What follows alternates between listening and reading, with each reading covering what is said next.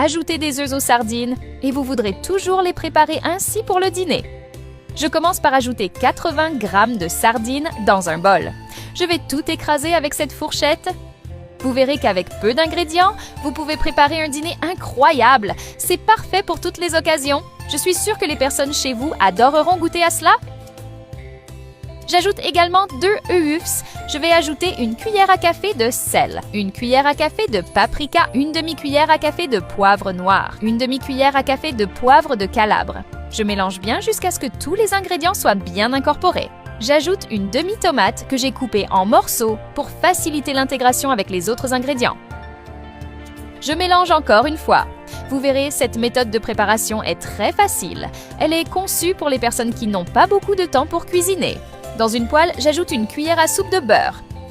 Mélangez bien jusqu'à ce qu'il soit complètement fondu. Je suis certain que cette recette deviendra un classique chez vous, impossible de ne la faire qu'une seule fois. J'ajoute un oignon coupé. Et avant que j'oublie, dites-moi de quelle ville vous nous regardez pour que je vous envoie une salutation spéciale. La salutation d'aujourd'hui va à Marianne Lefebvre de Lyon. Je suis ravie que vous aimiez nos recettes. Maintenant, j'ajoute les ingrédients que nous venons de mélanger. Dites-moi ce que vous pensez de cette méthode de préparation. Une fois que vous aurez goûté, cette recette sera sur votre liste de favorites. Vous pouvez me faire confiance. C'est une recette incroyable, rapide et facile. Maintenant, je vais couvrir et laisser cuire pendant environ 15 minutes. Une fois le temps écoulé, je vais utiliser une assiette pour retourner et cuire de l'autre côté, comme ceci. Mais avant de continuer à cuire, j'ajoute de la mozzarella coupée. Vous pouvez en mettre autant que vous voulez. J'adore aussi préparer des recettes avec de la mozzarella. C'est un ingrédient essentiel qui rehausse toujours la saveur des plats. C'est pourquoi je vais en mettre beaucoup. J'ajoute également un peu d'origan selon votre goût.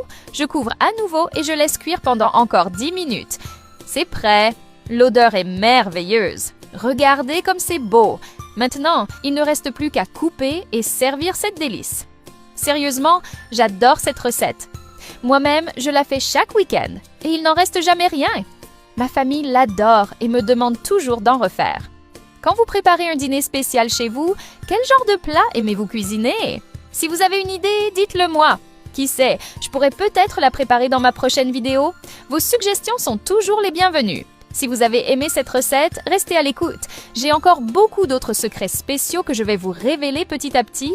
J'adore quand vous préparez ce que je vous enseigne ici. Cela me motive à continuer. Même mes amis m'ont demandé d'expliquer cette recette